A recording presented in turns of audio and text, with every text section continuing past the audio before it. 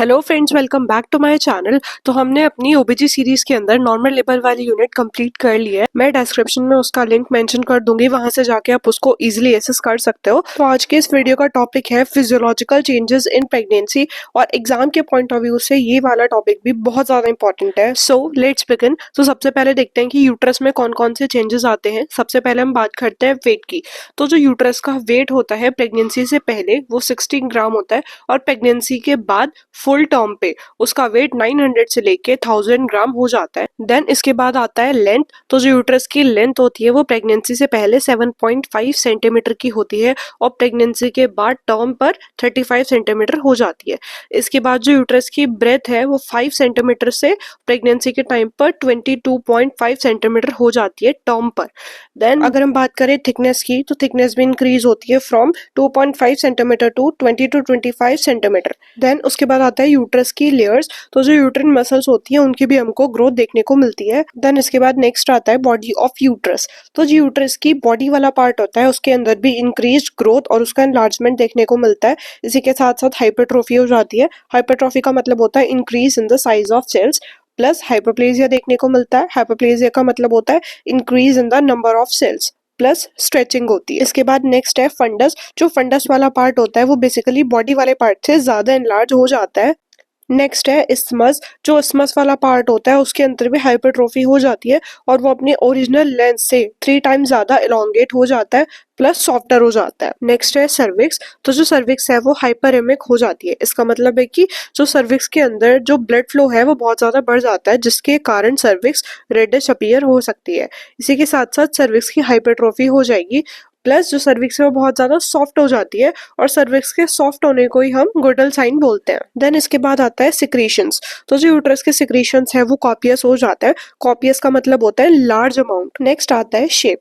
तो स्टार्टिंग के मंथ्स में जो यूट्रस है वो पेयर शेप का होता है। उसके बाद 12 वीक्स में वो ग्लोबुलर शेप का होता है। देन 28 वीक्स में उसकी शेप ओवल होती है, और 36 वीक्स में वो स्पेरिकल शेप का टर्न हो जाता है। नेक्स्ट आता है पोजीशन। तो अर्ली प्रेगनेंसी के टाइम पे जो यूट्रस है उसकी पोजीशन नॉर्मल एंटीवर्टेड रहती है, और 8 वीक्स के बाद यूट्रस इरेक्ट हो जाता है। नेक्स्ट पॉइंट है ब्रैक्सटन हिक contractions occur through out the pregnancy.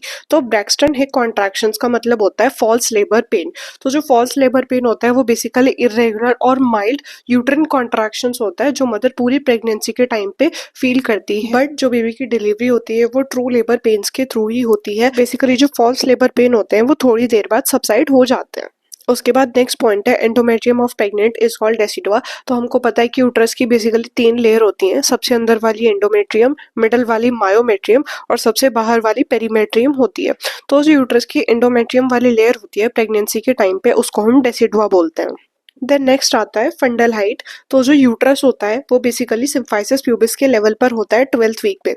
उसके बाद 16th वीक पे जो यूट्रस का फंडस होता है वो अम्बिलिकस और सिम्फाइसिस प्यूबिस के बीच में होता है। देन 24 वीक्स पे फंडस अम्बिलिकस के लेवल पर होता है। उसके बाद 28 वीक पे जो फंडस है वो अम्बिलिकस और यूसिफॉर्म कार्टिलेज के बीच में होता है। देन नेक्स्ट आता है 36 वीक्स पर जो फंडस है वो यूसिफॉर्म कार्टिलेज के लेवल पर होता है। देन 40 वीक्स पे जो यूट्रस है उसका जो लेवल है वो इक्वल हो जाता है 32 वीक्स के लेवल के। और नेक्स्ट स्लाइड में आपको फंडल हाइट के पिक्चर शो हो जाएगी, जिससे कि आपको समझ में आ जाएगा।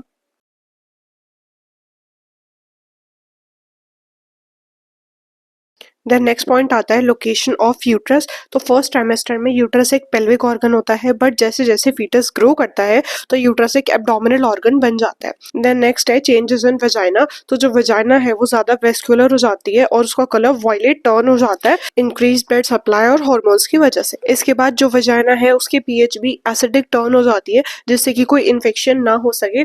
उसके बाद जो वेजाइना की कैपेसिटी है स्ट्रेच होने की वो भी इंक्रीज हो जाती है। उसके बाद आता है क्यूटेनियस चेंजेस। तो इसके अंदर हमको सबसे पहले फेस पे प्रेगनेंसी मास्क या फिर क्लोज्मा ग्रेविडेरियम देखने को मिल सकता है। इसके अंदर मदर के चीक पे, फोरहेड पे या फिर आईज के आसपास पिगमेंटेशन देखने को मिल सकता है, जैसे कि आपको पिक्चर में इसमें शो हो रहा है, ठीक है। बट ये जो पिगमेंटेशन है ये डिलीवरी के जस्ट बाद डिसअपियर हो जाता है। देन एब्डोमेन के अंदर हमको लीनिया निग्रा, स्टेरे ग्रेविडेरम, स्टेरे एल्बिकेंस देखने को मिल सकता है। उसके बाद आता है लीनिया निग्रा। तो जो लीनिया निग्रा होती है वो बेसिकली एक ब्राउनिश ब्लैक कलर की एक पिगमेंटेड मिड लाइन होती है जो कि जिम्फॉइड स्टर्नम से लेके सिम्फाइसिस प्यूबिस तक आती है। इसके बाद आता है स्टेरिया ग्रेविडम।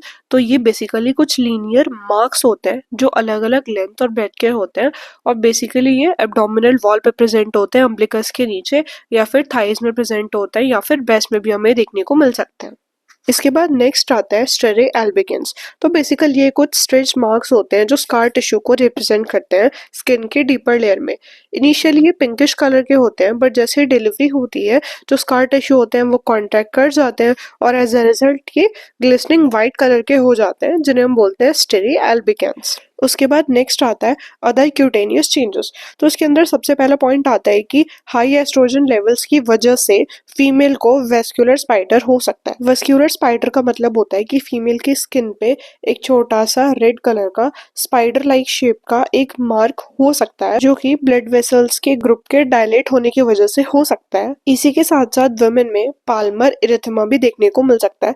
इसका मतलब होता है कि जो फीमेल्स की पाल्म है वो रेडिश पिंक कलर के टर्न हो जाती है। देन नेक्स्ट पॉइंट है कि फीमेल के अंदर माइल्ड डिग्री का हिर्सुटिज्म देखने को मिलता है। हिर्सुटिज्म का मतलब होता है कि फीमेल की बॉडी पे एक्सेसिव हेयर ग्रोथ हमको देखने को मिलती है, स्पेशली उन एरियाज में जहाँ पे मेन की बॉडी में नॉर्मली हेयर ग्रोथ होती है, जैसे कि फेस पे, चेस्ट पे, बैक पे। और इसी के साथ साथ जो प्रिपेरियम पीरियड होता है, प्रिपेरियम पीरियड का मतलब होता है कि बच्चे की डिलीवरी के बाद जो 6 वीक्स का टाइम होता है उसे हम प्रिपेरियम बोलते हैं। तो प्रिपेरियम के टाइम पे फीमेल की बॉडी से एक्सेस अमाउंट में हेयर लॉस हो जाते हैं। देन अब आता है ब्रेस्ट में कौन कौन से चेंजेस हो सकते हैं। तो सबसे पहले तो जो ब्रेस्ट का साइज है और वेस्कुलरिटी वो इंक्रीज हो जाती है। उसके बाद जो निपल और एरियोला वाला पार्ट है उसके अंदर इंक्रीज पिगमेंटेशन हमको देखने को मिलती है। देन जो सेकेंडरी एरियोला होता है वो भी अपीयर हो जाता है। उसके बाद नेक्स्ट पॉइंट है कि Montgomery tubercles appear on the areola. Montgomery tubercles का मतलब होता है कि जो सिबेशियस ग्लैंड्स हैं छोटी छोटी वो हमको एक स्मॉल बम्प की तरह एरियोला के ऊपर नजर आने लगती हैं। एंड देन लास्ट पॉइंट है कि 3rd मंथ के एंड पर एक कोलेस्ट्रम लाइक फ्लूइड ब्रेस्ट से एक्सप्रेस होने लग जाता है। अब आता है मेटाबॉलिक चेंजेस। तो सबसे पहले तो मदर की बॉडी का जनरल मेटाबॉलिज्म होता है वो इंक्रीज हो जाता है। Then basal metabolic rate BMR वो भी हमारा जो एवरेज होता है उससे 30% इंक्रीज हो जाता है। इसी के साथ साथ जो मदर की डेली कैल्शियम रिक्वायरमेंट है वो 1 से लेकर 1.5 ग्राम के अराउंड हो जाती है। प्लस जो टोटल आयरन रिक्वायरमेंट है वो भी हमारी 1000 mg पर डे बढ़ जाती है। ठीक है। देन जो आयरन होता है वो हमारा फेरस की फॉर्म में एब्जॉर्ब्ड होता है ड्यूडेनम से और जुजुनम से। इसी के साथ साथ जो सीरम फेरिटिन लेवल होता है वो मदर की बॉडी का आयरन स्टोर को रिफ्लेक्ट करता है। अब आता है हेमेटोलॉजिकल चेंजेस। तो फीमेल की बॉडी की जो ब्लड वॉल्यूम है वो भी 6 वीक्स के बाद इंक्रीज होना स्टार्ट हो जाती है। उसके बाद जो RBC काउंट होता है वो भी 20 से 30% इंक्रीज हो जाता है। उसके बाद नेक्स्ट है कि ल्यूकोसाइट काउंट भी इंक्रीज हो जाता है। पहले प्रेगनेंसी के टाइम पे वो 10,000 से लेके 15,000 पर क्यूबिक mm रहता है और जब प्रेगनेंसी पूरी टर्म की हो जाती है तो वो 20,000 पर क्यूबिक mm हो जाता है। उसके बाद जो टोटल प्लाज्मा प्रोटीन होता है वो नॉर्मली 180 ग्राम होता है बट टर्म के टाइम पर वो 230 ग्राम हो जाता है। उसके बाद जो फिब्रिनोजन लेवल है वो भी इंक्रीज हो जाता है। देन ESR का मतलब होता है इरेथ्रोराइट सेडिमेंटेशन रेट, वो भी 4 टाइम्स इंक्रीज हो जाता है। तो अब हम देखते हैं कि हार्ट एंड सर्कुलेशन में कौन कौन से चेंजेस आते हैं। तो स्टार्टिंग में जो यूट्रस होता है वो एक पेल्विक ऑर्गन होता है बट जैसे जैसे प्रेगनेंसी प्रोसीड करती है तो वो एक एब्डोमिनल ऑर्गन हो जाता है और जो उसकी फंडल हाइट है वो ऊपर को इंक्रीज होती जाती है। तो एज अ रिजल्ट क्या होता है, जो डायफ्रैगम है उसका एलिवेशन हो जाता है और जिसकी वजह से जो हार्ट है वो हल्का सा ऊपर को और आउटवर्ड को पुश हो जाता है। उसके बाद जो मदर का पल्स रेट है वो भी इंक्रीज हो जाता है और कभी कभी पाल्पिटेशन भी हो जाती है। उसके बाद एक कंटिन्यूअस मेमोरी मरमर साउंड देखने को मिलती है over the tricuspid area. Then जो लेफ्ट और राइट एट्रियम होता है उसका भी डायमीटर इंक्रीज हो जाता है। उसके बाद जो ब्लड फ्लो है मदर की स्किन में वो बहुत ज़्यादा बढ़ जाता है जिसकी वजह से मदर को हीट की सेंसेशन होती है, स्वेटिंग होती है और स्टफी नोज होती है। उसके बाद जो मदर का कार्डियक आउटपुट है वो 5th वीक के ऊपर बढ़ना स्टार्ट हो जाता है और जब मदर का 30 to 30 वीक्स की प्रेगनेंसी हो जाती है तब कार्डियक आउटपुट पीक पे आ जाता है। उसके बाद जो मदर का डायस्टोलिक BP है वो डिक्रीज हो जाता है 5 से 10 mmHg। अब आता है रेस्पिरेटरी चेंजेस। तो सबसे पहले तो जो टाइडल वॉल्यूम होती है लंग्स की वो 30 से 40% इंक्रीज हो जाती है। उसके बाद जो रेसिडुअल वॉल्यूम होती है, टोटल लंग्स कैपेसिटी होती है और फंक्शनल रेसिडुअल कैपेसिटी लंग्स की डिक्रीज हो जाती है।